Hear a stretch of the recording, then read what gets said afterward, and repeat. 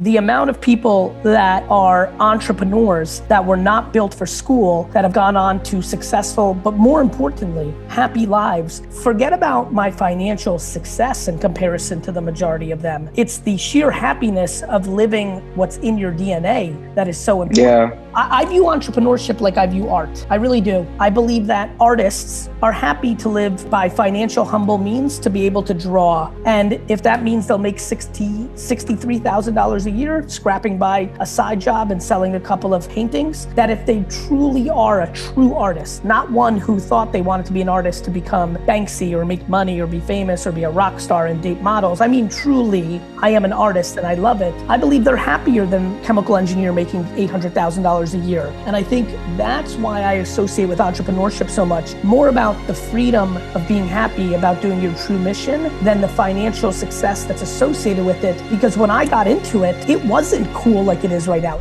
Need motivation? Watch a top 10 with Believe Nation. Hey, it's Carmichael, and I make these videos because in my first business, I was making $300 a month. I quit on my business partner, and the thing that saved me was studying the stories of super successful entrepreneurs. So I hope that this story today helps give you the motivation you need, because I still need it too myself. So today, let's learn from one of the best, Gary Vaynerchuk, and my take on his top 10 rules of success.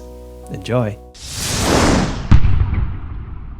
Rule number 2 is stop complaining. Every day, people complain about silly small things, being upset about the most minute things, complaining, jealous, envy, all based on insecurity.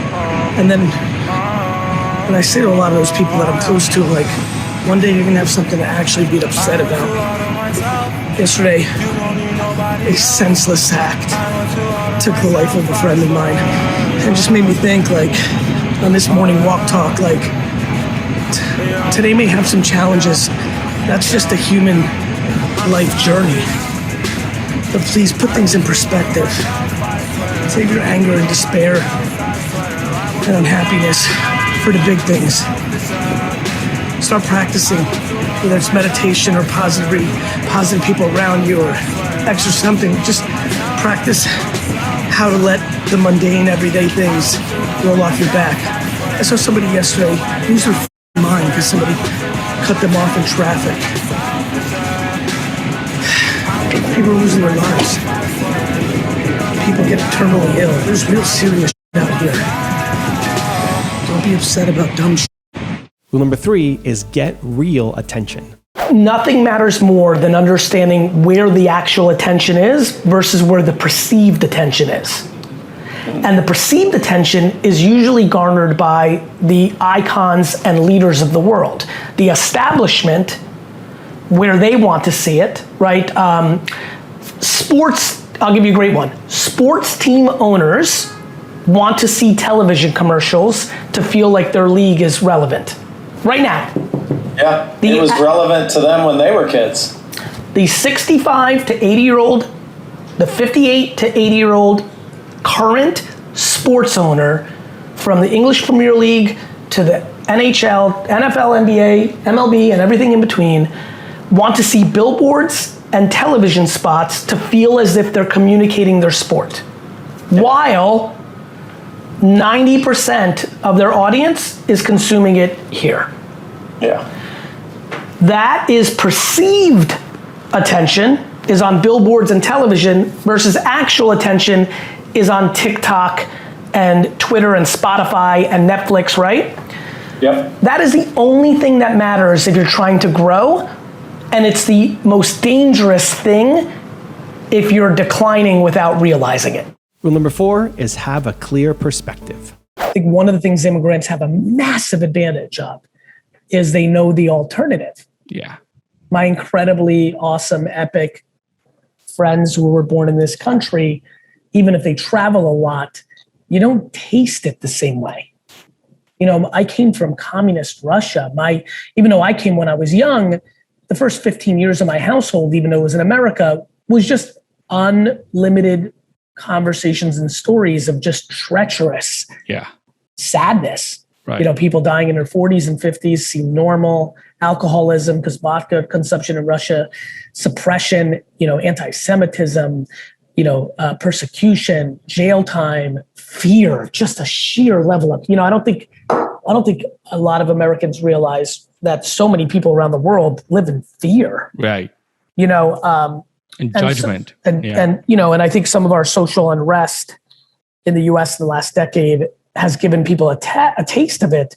But the deltas, for all the friends who are listening right now who are Americans, it's, people around the world, if you have the context, like it's amateur hour, our unrest, compared to around the world. So that I think because of that, my friend, everything else flows. The inherent work ethic that comes along with understanding the opportunity, the humility.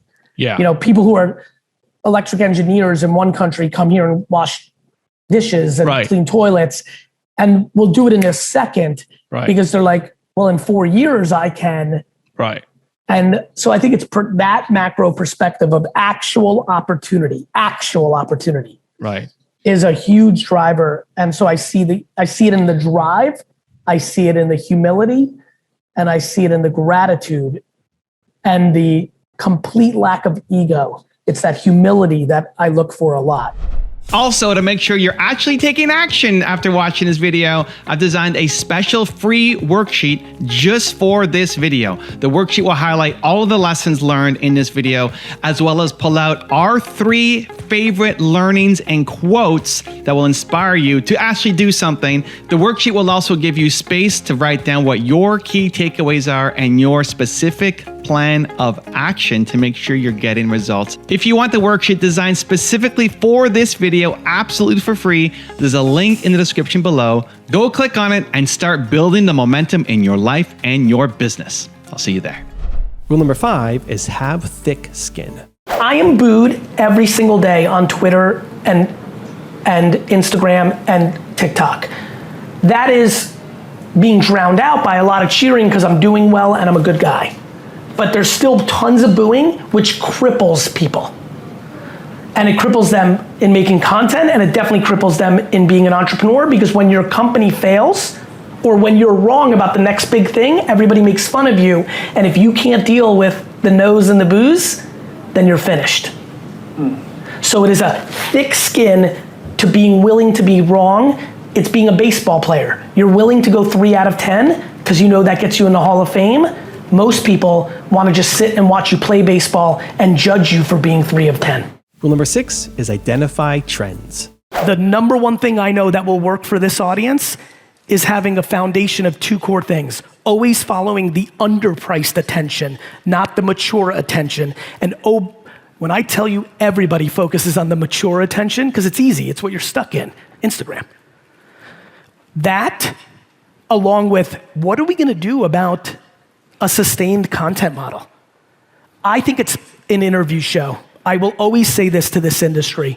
In an industry that does their business locally, standing up an interview show that interviews people locally and then chopping that up will work. If you interview the principal of the high school and do the right titling on a YouTube short, do you know how many people decide where they want to buy a home based on the education framework? Enough, a lot. Enough that if they watch the interview of the principal that they're trying to decide if they're gonna go into this town is being interviewed by you and you happen to be selling homes, that's called business. Interview shows are easy because you just have to do a little prep. And if you're like me, you do no prep and you just ask generic questions and you roll with it. Hey principal, how's it going? I really need to figure out some sentence in this room that unlocks you to realize 10, 12 pieces of content a day is the only answer to the thing you're thinking about. That's it. It's where we're at. Attention and content and information is the only game. And other things have gotten mature. When I was doing SEO and SEM in 1999, that was underpriced attention. How many people here have been doing SEM for their business for over 15 years? Raise your hand. Anybody? Right, just a couple. Some of you remember how good of a deal that was? The stuff that you used to pay 48 cents for is now $73. Supply and demand.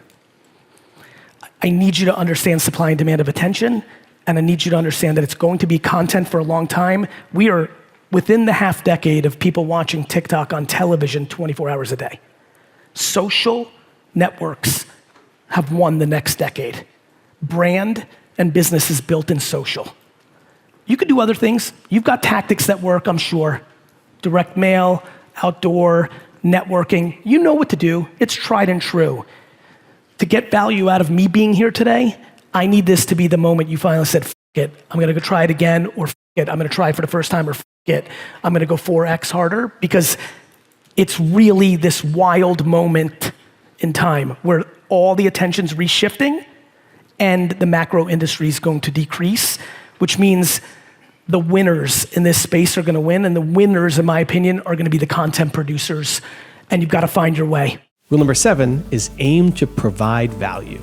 My inbox now has, in the last 7 years, has gone from parents being mad at me and saying, stop cursing, stop telling my kid not to go to college, to in the last 24 months, you're the only person my kid's listening to. You're actually pushing the agenda I want them to. Please keep doing it. Don't ever stop. Nice. And I think for every content. Well, your content's changed a little bit too. Well, it evolved. Yeah. It changed because I was listening to the emails. I was like, wait a minute, and some of it was doubling down. When the parents were pushing, I'm like, you're pushing for the wrong thing. It's very real, and you'll feel this as you start to grow. Direct message number 1. Hey Gary, like, you're a real menace. Like, stop doing this. You're like telling my kid not to go to college. Who the f do you think you are? Next DM. Hey Gary, I'm in deep depression. I'm now on a lot of medication and starting to use alcohol and drugs because my parents are making me go to Yale and I want to be an artist. You start reading that over and over and over again, you become more invigorated to say, you. You want to help these kids, because then what, and by the way, I just painted you I didn't paint you the full diamond. Then the 9th message is, Gary, I have a problem. My kid is in big trouble. They hate me. And I think some of the stuff you're talking about might be why. I overpushed them to be an engineer. Now they won't speak to me. Like, what do I do? So all of a sudden you're sitting in this place where you know you have gift of gab or communication skills. And by the way, I felt this 10 years ago when my audience was so small, nobody knew who the f I was. It doesn't take much to feel compelled when you're reading this stuff. Rule number 8 is make an impact. I'd like to leave a mark. Why not? Why not try to be an impactful human being? Why not? And I think the way I can do that is through my communication capabilities. And I think I penetrate people in a way that's unique. I've come to realize that in my 30s. And early 40s, and now I want to scale that, because the way I talk may work for you, but it may not work for your aunt or your niece or for your buddy John. And I think about that. I know, as a matter of fact, I'm quite aware that for 30% of people, 20% of people, it's instant turn off instead of the other way. Little too much, too aggressive. People feel like my conviction and passion sometimes comes across as egotistical or as a know-it-all. And I'm empathetic to that feedback. I respect it. I also know that is the furthest thing from my intent. And I'm incredibly passionate to develop these characters to continue my journey of pushing good human attributes. And that's what I'm going to do. Rule number 9 is make positivity louder. So the world's currency of humanity is predicated on using fear as a weapon, and that starts at home. The reason we're conducive to it, to politicians, is because our parents deployed it from the beginning. You're speaking to a dad, so I'm hearing you. Brother, this has got me going like you can't imagine. I am the byproduct of a mother who it's so emotional for me, it's like tough to even talk about publicly. I'm literally writing a book called Perfectly Parented.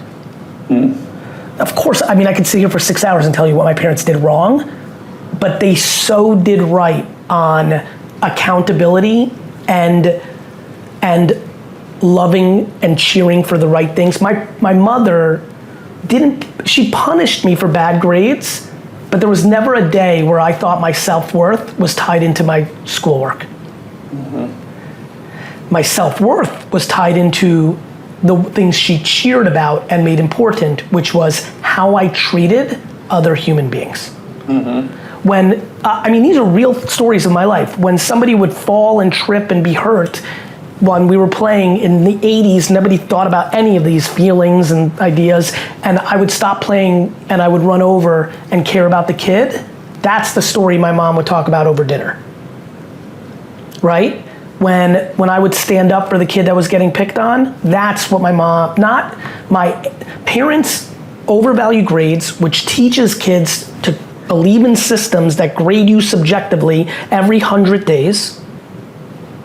Parents overvalue other parents' opinion of their kids, which teaches kids to value other people's opinions. Parents use fear to stop kids from doing things that they're scared of. I'm scared shitless of dogs and water. This is real. I, Gary, at 46, deep down, am not super comfortable around dogs, and I fear the water. Why? Because my mom did. And it's one of the few things I have fear around, because it's one of the few things that my mom instilled fear around. If you fear getting a B, you will work for a company your whole life. We need this is not Facebook. I love when everyone's like, Zuck's my asshole.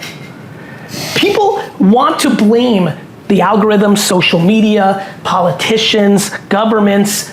We have no level of accountability.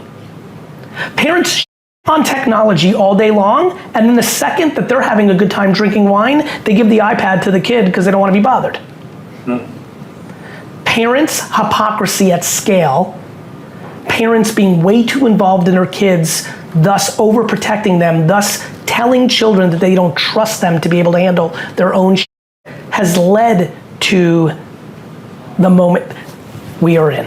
And until we accept that truth, until the older millennials, Gen Xers, or boomers that shit on Gen Z when they're the ones who parented them, until they become accountable for their shortcomings, and until we teach Gen Zers, don't do what we did, play it different, we'll just have a perpetual machine of insecurity.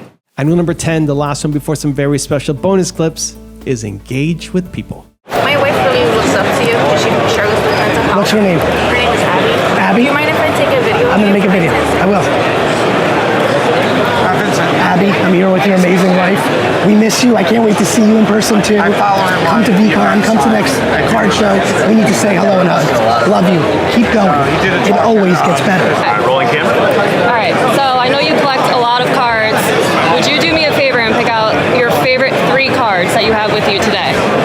Juan Soto, rookie auto, premium card, 2,700. Akeem 9, still think one of the most underrated cards in the sport. And Jerry West, PSA 6, rookie card, the logo. All right, nice choices. Thank you. Ooh, Like that? caught my attention. How much I sell it for? Hold on to it. I'd hold on to it for a while. If you're willing to hold on for 5 years, hold on. I'm a musician and I'm a data analyst, but I'm in extreme darkness. Why? I don't like data analysis. I don't like computer science in general. So don't do it. But the only problem is the visa status. Every day I wake up, it's extreme pain. Well, then you should go back. Those are not the 2 worst options in the world. Yeah. You understand? Yeah. You're in extreme darkness because you don't have the perspective of understanding that that is not as bad as you think. I get it. It sucks to do something you don't like, but you've got options. The question that I keep pondering of what I see is working and not working is, do you know yourself? Right? Like people if it doesn't come as easy as breathing oxygen, you need to understand why.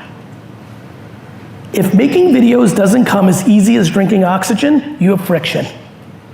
You're insecure about the way you look. You're insecure about what you gotta say. Huge problem in this space when I analyze it, people talk about they don't know. Yeah. Like if somebody, occasionally, if I'm on a real roll of talking about the same for a while, I get comments left and right for a period of time where they're like, Gary V, you say the same shit. And I'm like, that's right. Because I believe it. Because it's the thing to say. You know this. Some of you have been affected by other people, by myself. You've affected people. You sometimes say the same thing. Somebody's heard it 87 times. I said the same to my father this week here at VCon that I've been saying for 37 years, and he told me this time it clicked.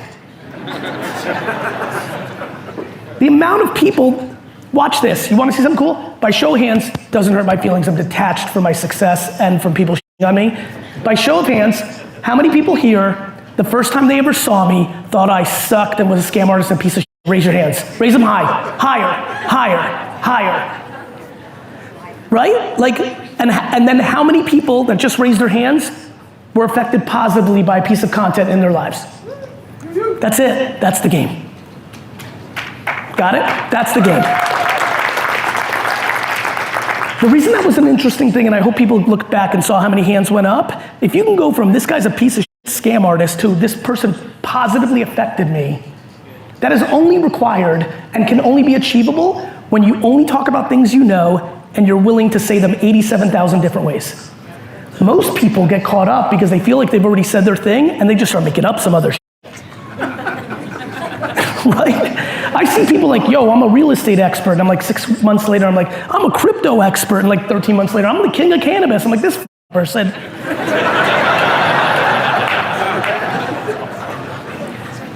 You want to win in video? 2 very hardcore truths. 1, you have to know who you are as a communicator and not try to push yourself to be some other communicator. Some of you are funny, get funnier. Some of you are clever with words, feel comfortable. Some are loud as like me. Do you understand how real of a businessman I am and how many people think I'm a motivational speaker? Do you know how underestimated I am for my professional career that people have no concept of how many big businesses I've built and what I do for a living because my style of communication feels spiely? And I'm willing to walk around on earth underestimated because I have no interest in slightly tweaking down my energy because that's just not who I am. And it doesn't matter what people think. The truth is the truth. If you are not gift of gab, but you can what about making videos where you just read? It might not be as compelling as eye to eye, but that's you. Some of you shouldn't make video at all. You should leave right the now. I'm being dead serious. Some of you should be writing because you're a remarkable writer and you're forcing yourself to believe that video is the only winning because you can see it, yet tons of people are winning writing. Some of you should take a beautiful photo and just write. Some of you should just make a video of something mundane that makes the point of your video. It's literally a video of a banana and you're talking about slippery slopes. You like that one? I think it's a good one. It's good because this game is completely based on you being comfortable in the way you make and talking about you know. And most people are doing neither.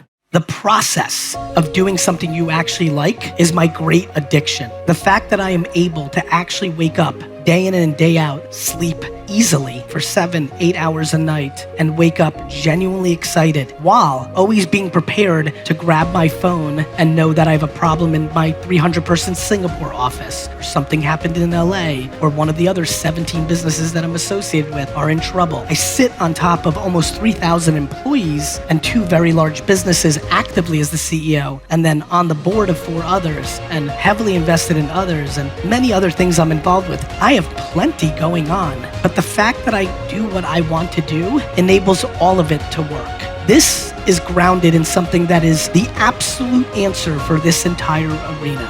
The one thing I can absolutely speak on that fundamentally touches every person here is the relationship between self-esteem and insecurity. All of the things that you do are based on this. If you look at what's really been going on with people for a very long time, why, when one is sold fear, that they believe it, versus when they're sold fear, that they don't? Why so few people have a framework of believing in optimism versus protecting themselves with cynicism? Why people lack patience? I can tell you right now that for the majority of people in this room that want something to happen, the biggest flaw in their mental framework and perspective is their lack of patience. It is why I make so much content around people that are 22, 25, 35, 40, and laughing and joking and trying to some way, somehow communicate to them that they are extremely young. This is hard. The concept of teaching someone to be more self-aware is something I've been thinking about for a long time.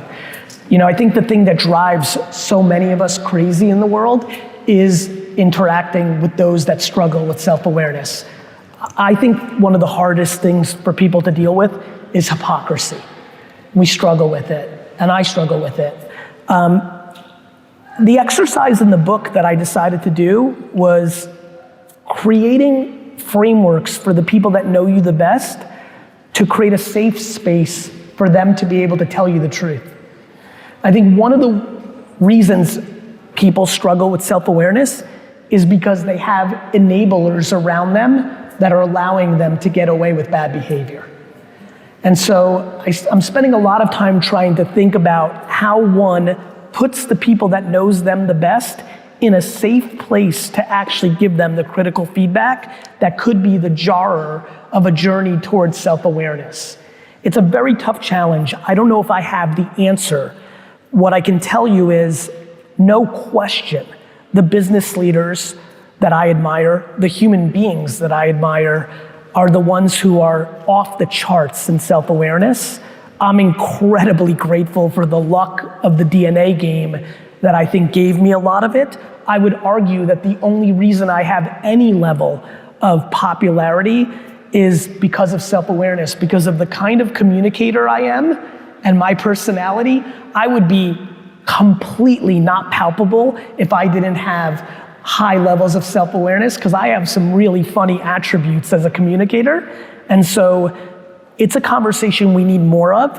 I do think that self-awareness has a very interesting relationship with accountability. I think that a lot of people actually know what their shortcomings are, but they try to navigate the world in a way where they are hoping that people don't notice. And it's something I'm thinking a lot about. I am incredibly private, as you know, and the world knows. Because I'm going through a transition in my life, I felt like it got to a place where it was not sustainable for me to be 100% private. And so I've been a little more public. It is something that I'm desperately not interested in. Even the part we just talked about with my kids, like, it's not somewhere I want to go. I don't want to go. I don't want to talk about my kids. I don't want to talk about my personal. We can cut a little bit. No, I want you to keep this. Okay, and I'll tell you why. I want to remind people, you're in control. It's incredibly important and appropriate, and I appreciate, especially being very cordial for people to ask and things of that nature, but I want to remind people they're in control. I want to provide value and put out things in my professional career. I'm incredibly private and feel that the world is entitled to what you give it. So when I watch people get upset when people get into their business, I'm like, you're giving them your business. By the way, you're leveraging your business. I don't want to leverage nor give my personal life to the world. I don't think that's the right way, by the way. I just think it's my way. So the reason I have a little bit to what you're referring to is it became not sustainable because it's been a long time, and like I was in a transit, like it was the appropriate time. And I needed to just get some context out there, but it's not where I'm going to go. And that's what I was more interested by. To me, it's not. Listen, us being together, my brain goes into maximize the value at the highest levels because we have the opportunity to, for as many people are listening. The takeaway there, from my perspective, is you're in control. You have a learning disability and you want to share it, mazel tov. You don't, great. It took me back to something less serious. It took me 15 years of public life to say, I'm not candorous. And it's hurt me in my personal life and it's hurt me in my business life. You get to share what you want to share. And I think people should be careful of what they share. You share your abs as like you're a good shaped dude, people are going to talk about your body for the rest of your life. But you did that. You're going to show your kid all the time, they're going to talk about that. Relationship, they're going to talk. You're giving the world permission. I prefer not to give the world permission because that's a sacred place for me. You know, even look at my mom. She, like, the greatest gift I could give to the world is my mom to the world. The greatest. She's alpha me. She's more experienced. She's a different perspective as a mom. She doesn't want it. The end. Right? I thought my dad and mom would be reverse. My dad, I never thought would love the limelight so much. But, so I think if you're listening right now, please, if you're not going on social media because you have a skeleton in your closet, you have a disease, you have a bad, situation, you're like me, and like grew up in a family where like personal life is private. That's, I think, in Russia, that was like, people would go to jail if anybody knew anything about you. So I think it ingrained in my parents, which then ingrained in me and my sister and brother. Like, we're private that way. I think you have to understand you're in control. Facebook and TikTok and podcasts and YouTube don't make you do anything. Yeah. They don't make you do anything. How many people here would like to be in better physical health? Raise your hands. Let me see. Raise them high. Don't be scared. Some of you are scared. Get it higher, baby. Let me tell you how to do that. I'm going to help you right now. I would like you to eat healthier, less calories and cleaner. And I would like you to go to the gym and do physical exercise. But what do people want? They want to take some apple vinegar gummy pills. If they've got paper, they want surgery. Same with business. This is simple. Do the right things will happen. But people are always looking for shortcuts. People are looking to point fingers instead of thumbs. That's how our society is anxious. Gratitude will make you happy every day and make your business better. You know why? Because as we sit here right this second, there are 850 million people on earth that do not have access to clean water. This is a mindset game. This is a perspective game. You want to find positivity? I do it for a living. Guess what? It's there 24/7. You want to be happy? It's unlimited. You choose what life is. That's how I think about business. Anything you do that is not nice is costing you money. And the faster you figure that actually out, and the faster you figure out why you're not nice, the more likely you'll be successful. Do I believe that work ethic is a foundational piece of success? Yes, I do. Do I want anybody ever to work so much that they get depressed? Of course not. I never think that money is the driver. And so I think whether it's lazy headline reading or not doing homework, it's not been the most fun to get dragged into. I was like on my phone reading that article. No, and there's so many people who are proof of the words that you say, me included. So yeah, it's like, oh man. Listen, there's a byproduct of success. Yeah. Where people will, hustle porn is a term, leveragepreneur is a term. Leveragepreneur is when you're using other people to build yourself up at the cost of the other person. And, I think that as you get bigger, people will leverage you. And I'm okay with that because the truth always wins in the end. Right. And, I know the body of work that I put out, my intent. And if you want to clip one thing or one definitive statement from one talk without the context of the whole thing, of course you can say anybody says anything. But the reality is that, I believe work ethic is important if you want to achieve hyperbolic success. I don't want to tell people how to be happy. Yeah. So why are you telling me how I should be happy? My job. And there's plenty of people that are super depressed that work 40 hours a week. Like, it's just hyperbolized link baiting, leveragepreneuring, and I'm okay with that. But at the same token, it's important not to not take other people's points of view into account. And I'm in a constant, focus of that as well. I think it's really disingenuous to not talk about the fact that a lot of people are selling things that they cannot believe. There was a human being on stage yesterday who said, we believe that people watch television so that they can watch our commercials.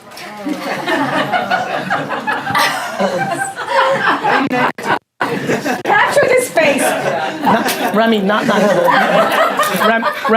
1992, not 1982, not 1972, not 1962, not 1952. There was never a time ever that people decided, I'm gonna watch Leave It to Beaver just so I can catch the Coca-Cola commercial. There was probably, and I've done a lot of homework on this, there was a time where the commercial was a slight enjoyment part.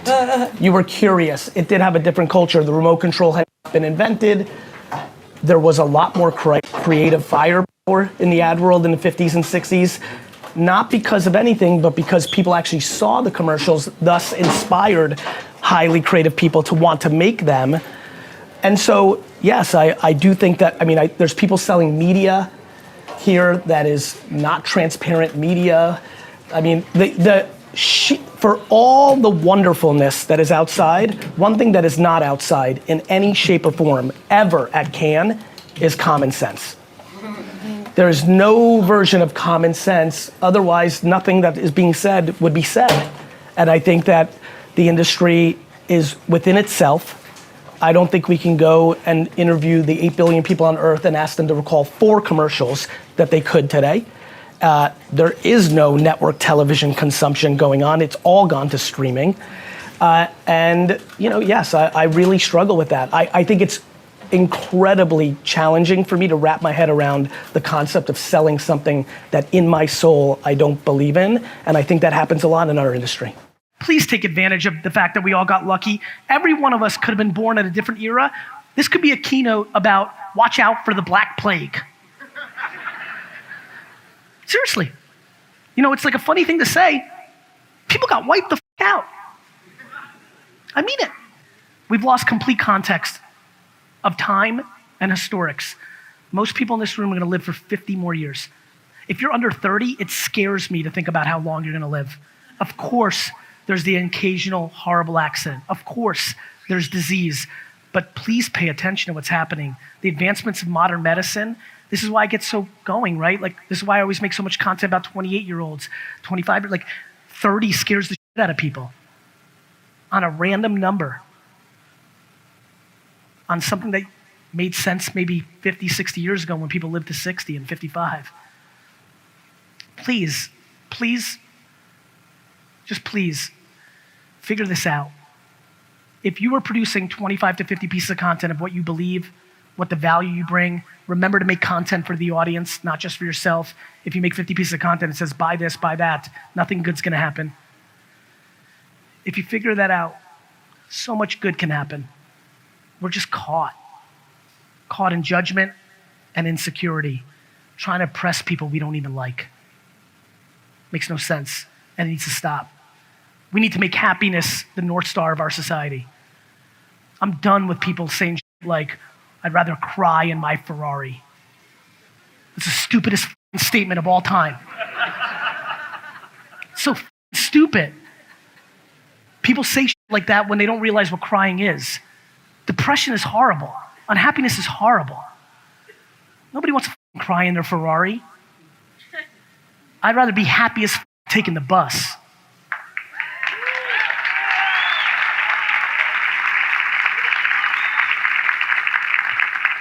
A funny thing happens when that becomes your system. You start looking for things that make you happy. Funny thing happens when you start doing things that make you happy. You start working more, harder. You become invigorated. You like it.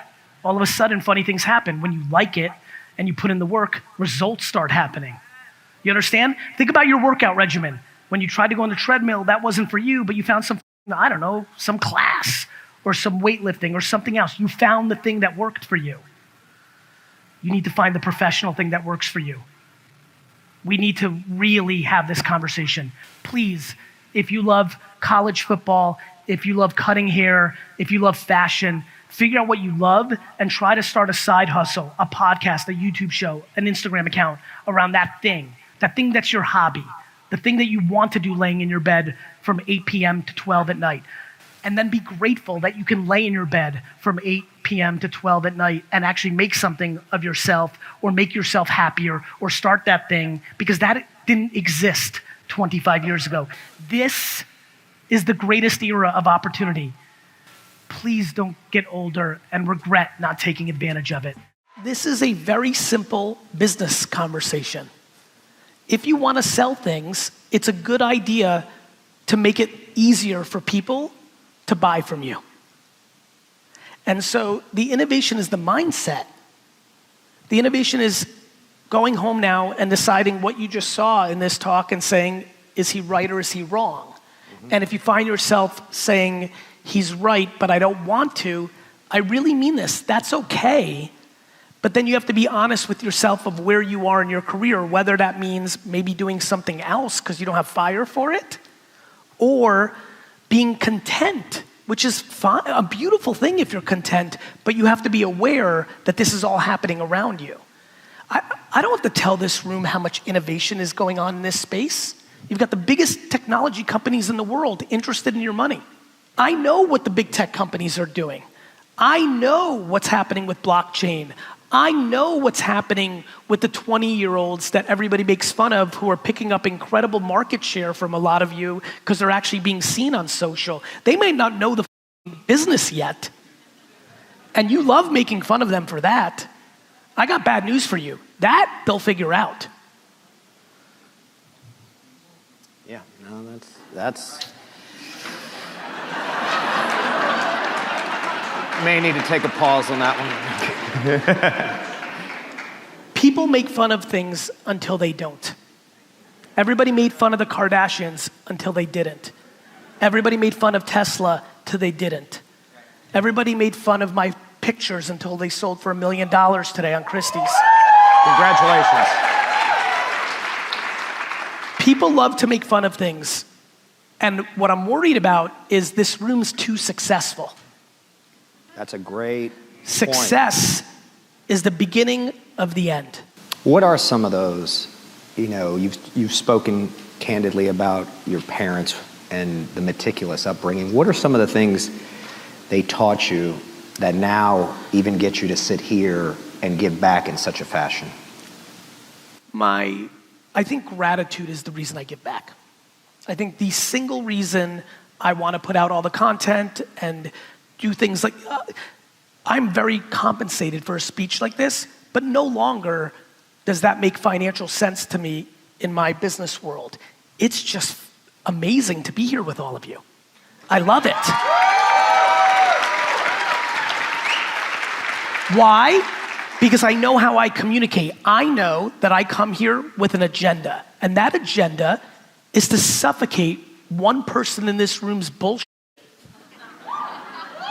with the hope that it's exactly what they needed to go do something so that in 4 years they could send me an email and say, I was in San Diego in 2021 and I thought I was hot shit, but then you got me and then I got my shit together.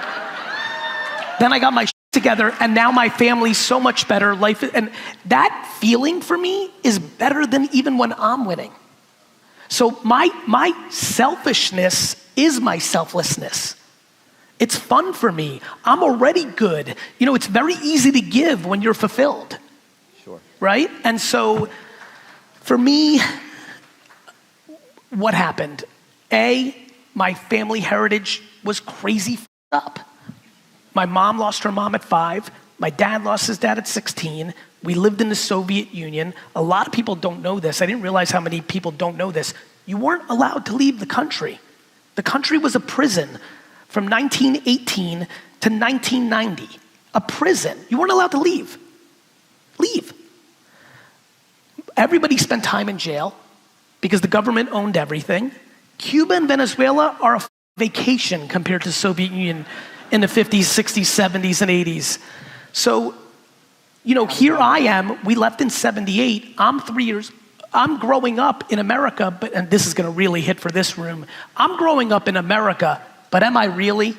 Because in my 4 walls, it's Russia. Right? But I have both. Right? So in the house, all I'm hearing every Friday night and on the weekends is the stories of the old country, and it's a disaster. And I'm out here drinking Coca-Cola and watching Mickey Mouse. And so very quickly, I'm just thankful. I'm just grateful. And so gratitude was big. The other thing they taught me was the story looked like this. 6th grade, Nintendo explodes. Right? Mm-hmm. And I'm like, Mom, Nintendo. And she's like, good, go get it.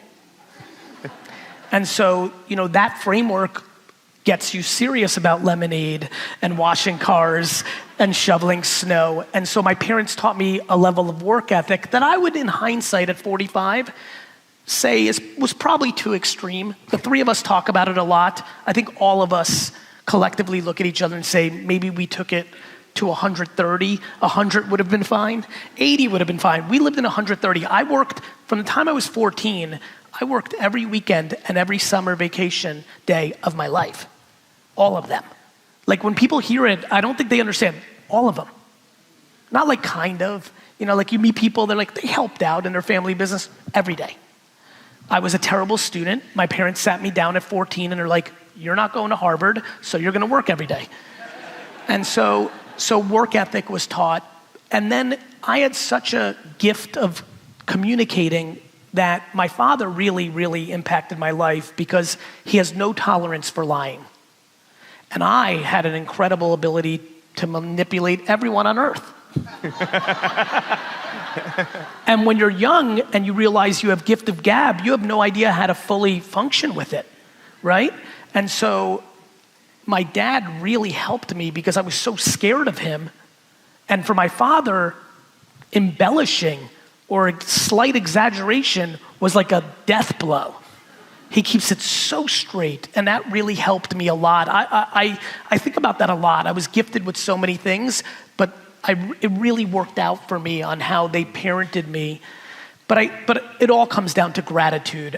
When I tell you the only thing on earth I care about is the health of my family, it is the only thing I care about. Everything I do in business is a game. I don't give a shit. Money, all of it, health. If you pull 1 million people that have ever heard of me and dug in a little bit, nobody's even going to be, this is where I'm complicated. Mm-hmm. This is why I'm attracted to people that are able to decipher it. This is how Jim himself got his job here, trying to get a job separately in VaynerX, but I wanted him on my team. This is why I leaned into you. If one is emotionally intelligent enough with natural talent to have figured me out, I know they're an incredible partner because I'm extremely difficult. Because for all the people listening right now that kind of know me or have heard of me or actually genuinely don't even love me that much, laugh, love, like that is not what that is not what happens with me when I go on stage or when I'm recorded. Yeah. What comes out is Macho Man Randy Savage promo videos. What comes out is Chris Rock and Eddie Murphy. What comes out is other things that influenced me in the way that I communicate when a camera is on me. Mm. And you're still saying the same thing. It's just the way it's being said. Totally. And that's, yeah. It's funny. I don't know if you guys saw it. I've seen this at all. Lately, out of nowhere, I've been, for the first time ever, thoughtfully trying to tone down my energy and my speed in communicating, not because of anything else, out of pure curiosity. Back to what we were talking about, testing stuff. It's been really fascinating. Just a 10% off the pedal is just such a different thing in watching the audience consume it. Now, I'm going to still go 150 because it's just where my natural thing is. And again, when I go 140, I'm missing that person who needs 147, who almost nobody else right now can get to. Yeah. And unfortunately, the only people that can get to the person that's at 147 are the bad guys and gals. Yeah. Got it? Absolutely. Got it? I have come to realize my place in this Avengers role is I'm going to have to eat judgment from people I admire to get through to people that are only getting influenced by bad, because the other goods don't have that one gear that I have, that cadence, that style. And I'm willing to deal with the ramifications to achieve the actual good goal. You think you're so then you make pretend that you're good. You think you're so it's lack of self-confidence. So then you spend all your time on everybody else and fake pretending that you're good. Posturing. All to protect that you're weak. The reason I give so much trust, you know this, is because I'm strong. You me? Cool. You lost, not me. Compassion is really, like the difference between empathy and compassion is something I've been spending a lot of time for. There's a lot of people who like are nice and they're like, there's like a lot of sensitive people that are nice, but their weakness and their insecurity creates scenarios where they lash out and aren't nice. It's a funny one because if you're sensitive and like empathetic, you do have feelings, you actually have a lot of good, but it's your weakness and your sensitivity that's causing your bad. It's like some of the shit I heard at VCon. This guy's got to get in, he's got 18,000 Instagram followers. Come on. What does that even mean? Like, who talks like that? Everyone wants to go there so fast. Like, posturing. People's intent is selfish because they're trying to plug holes. My mother in my circumstance plugged my holes before they started, so I'm a grown-up with no holes. Of course I have holes, but like, a lot less than a lot of people. People live their whole life trying to close their holes. I'm like, the holes are closed. So it. Let me go close other people's holes. I'm closing other people's holes. So I think a lot about these thoughts, like, because when you're confident but humble, you're just balancing, you know? You're purpling. Also, if you lack self-esteem, you're in trouble. Like, that's just, if you don't think you're good, it's over before it started. You lost when you woke up. My belief is that fear is powerful, and however you were brought up or what your ideology is on safety, you put having a job on a pedestal as something that's secure. The logic for all of us listening to you right now is if you're making double what you make in there, it seems like a very obvious step, but I'm empathetic that you're scared to make that jump. My thing to remind you and people out there in a similar situation is it's not very hard to get another job if you fail, if you leave this job. And so for me, if we were friends and we talked all the time, the thing I would always remind you every day is if you take the leap of faith and some reason it doesn't work, which by the way, if you're making double your salary as a side hustle, if you give 100% of your time to that, I have a funny feeling it's going to work out. But I would remind you that you could always go and get a job again in the same industry, maybe for a different company. Believe it or not, and I've seen this sometimes for the same company because they missed you. That's what I would pound into your head, because whatever you grew up with, it created an ideology that a job was safe. Does that make sense to you, Mo? Yeah, absolutely, guys. Thank you very much. Listen, before you leave, you need to re-listen to that over and over and over. Every human being is the byproduct of what they listen to. So if you're listening to your parents or a +1 or somebody else that's saying, no, don't make the jump, you're not gonna make the jump. If you listen to somebody who's saying something practical like, take the jump, and oh, by the way, if it doesn't work, you can always go back, and if it fails, who cares about other people's judgment? Then you'll jump. I think reputation is based on truth. And so in today's world where there's nowhere to hide, instead of hiring a PR person in 1994 and getting the right articles, I think it's just delivering. Crush it for your employees, crush it for your clients, and fundamentally give without expectation. You know, go give a keynote at a college with no expectation. Answer those 10 emails of people reaching out to you that have nothing to offer you, and just give because they actually may have a ton to offer you. What I love is that reputation is becoming a more transparent game, and so the only way to build a reputation is to do the right things. So over-deliver for the ones that have something or the ones that don't have something. Way too many entrepreneurs are way too calculated about what's in it for me. If you can reverse that and think about what's in it for them, you'll find out that a lot of things are in it for you. I'm wildly content and at peace. And I don't think that would make sense to most people that consume me, because I'm so frantic as a communicator. I'm such high energy. I think the thing I always enjoy when people get close to me, and I'm looking at Dustin and Seth behind, is like, there's incredible levels of confusion on the calmness and like the ability to absorb, you know, bad situations. And that has so much to do with personal life, right? Like friends and family, I feel really good about it. I think a lot of it has to do with the lack of expectation I have of others. Doesn't mean I don't require, like any human being, but like I'm incredibly compassionate, not just empathetic. And I think when you combine compassion and empathy, you get into a really zen-y, fun place. I find that, you know, I've been really thinking this through. I'm like, oh, those two, because not only can I feel you, but when you come with something that isn't great, I'm going quickly to, are you okay? Versus this hurts me. And so that gives me a very good personal life. Yeah.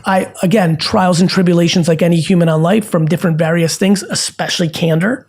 I would tell you that everything that I've had challenges with in my life, professionally and personally, has been because I'm non-confrontational, which again, blows people away. Because on stage, I'm incredible at it because I'm talking to the world. When I'm talking to the world, I can't see your name or your face. And so I can just have really good observations to incredibly clean data because very few people on earth read the comments from human beings at the level that I do. It's what I do for a living.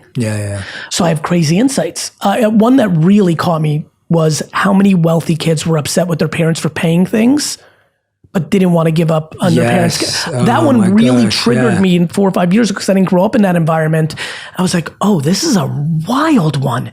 This is a very unhappy 25-year-old with a Tesla, a sick apartment in LA, an unlimited Uber, Equinox, but the subconscious is starting to take over and they realize their parents think they're losers. That's why they're paying for everything. And it becomes, breaking those things down. Yeah, absolutely. So, I think I am very happy because I'm very simple. I'm way simpler in business and content than people realize. I'm very simple in life. I don't really want stuff. I like playing. I like competition. That's something I'm passionate about. I've been thinking a lot about competition. I'm thinking about why is there so much anxiety in the system? Of course, social media pipes. I don't blame social the way people do. I just think that people are being exposed. Yeah, I'm with you on that. This was happening at dinner tables. Yes. And or so school, that's right. So I think people want to blame platforms. This is about a human thing. And I think every country is different. Every religion's different, race, genders, a lot going on. But I really think that there's a lot of fun little pieces put together that got us to certain places. I think eliminating merit and demonizing competition has been a misstep. I think it came from great intent. I think parents didn't want kids crying. They didn't want them to feel bad. But we started training that 18th place is the same as first place. Eliminating merit is not a happy place. It leads to a very unhappy place. And so, it's funny the things that get me going. Ambition and competition, I'm in. Feels very red. Kindness over anything else, including those two things, and because it's purple. And that's where my soul is right now for the world, because I think so much of what I am and what I became was my mom and my DNA and my circumstance filled all the gaps along the way. I walked into high school, 4'11", confident. Not because I thought I would get the cheerleader or it was going to be the most popular, because I had zero interest in that validation. Not that I thought I was better. And I think these popular, I just wanted to be nice to everybody. I wanted to do my baseball card shows. I want to get my D's and F's on my way to going to the wine business. I wanted everybody to be happy.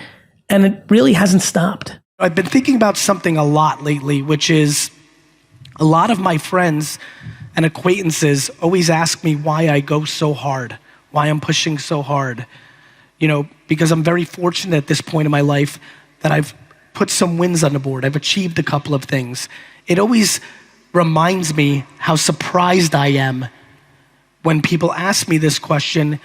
It reminds me how many people genuinely believe that financial status is the North Star. Their question is almost always baked in the framework of how much money I've acquired or have. And I always ponder that. It's always so interesting to me how the data, the math, is black and white on this issue. There is absolutely no correlation to one's wealth that maps their happiness. This is black and white. We continue to have a world that is confused that money buys happiness. It continues to be what someone who's hurting thinks is the potion or the antidote to fix it. Yet, we have unlimited amounts of hundreds of millions of people who prove otherwise. We must start there. The concept that you're gonna buy your way to happiness is the biggest falsity in human society, and we must stop doing that. Evan, thank you so much for having a couple seconds and being able to tell the Believe Nation a little bit about Empathy Wines. It means a lot to me that you would take this valuable real estate and time on your channel to give me some love. It means a lot. It's just good karma points, and so you're awesome. Thank you. Believe Nation, if you're into wine at all, go to empathywines.com. My whole career's work was poured into producing a wine that rivaled $40 to $60 wine for $20 a bottle. I'm just super excited about this subscription-based wine business. You can order 3, 6, or 12 bottles in subscription form, rosé, white, red. If you search on Instagram or Twitter, you will be blown away. People are literally like, I don't even like Gary Vee, but the wine's good. Super proud of the effort. Thanks, Evan, for the time. Wishing you guys all happy and healthy.